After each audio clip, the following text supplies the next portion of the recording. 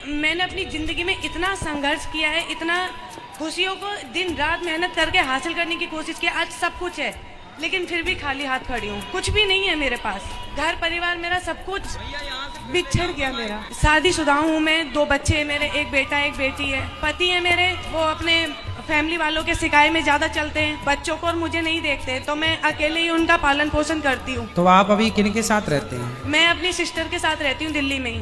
और पति कहाँ है? वो अलीगढ़ में है। तो आप अलीगढ़ क्यों नहीं रहते?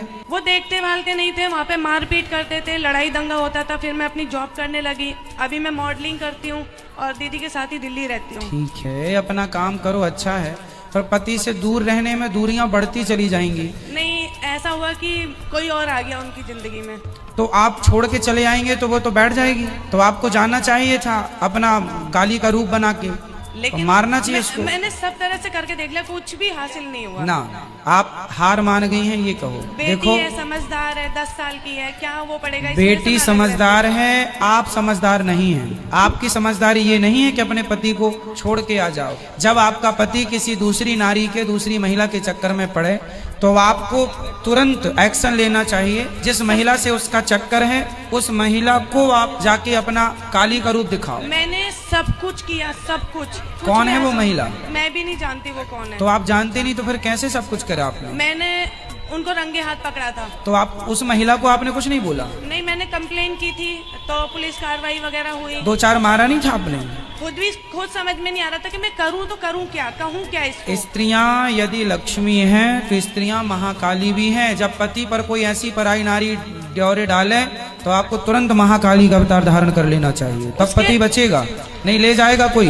उसके बाद में भी मैंने उनको मौका दिया रहने का अपने साथ। मैंने कहा तुम्हें मैं फिर भी मौका देती हूँ। कोई बात नहीं, पर आपने उनको थोड़ा सा सबक सिखाना था और इसके बाद आपको अभी भी कुछ नहीं बिगड़ा। आप दूर रहोगी तो पति सदा के लिए चला जाएगा। अभी जाओ और अपने पति को समझाओ, लाओ कथा में लाओ, हम समझाएंगे, ठीक है?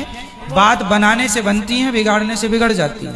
अब आपको भगवान ने समझदार बनाया है ना, बनाया है, तब तो अपने 2 बच्चों का पालन कर रही हो। तो जब समझदार बनाया है, आपकी बेटी पे कोई संकट आएगा, बेटे पे तो आप खड़ी नहीं हो जाओगी। तो आपके पति पे संकट आया तो क्यों भाग के चली आई? अब इसमें भगवान क्या करेगा?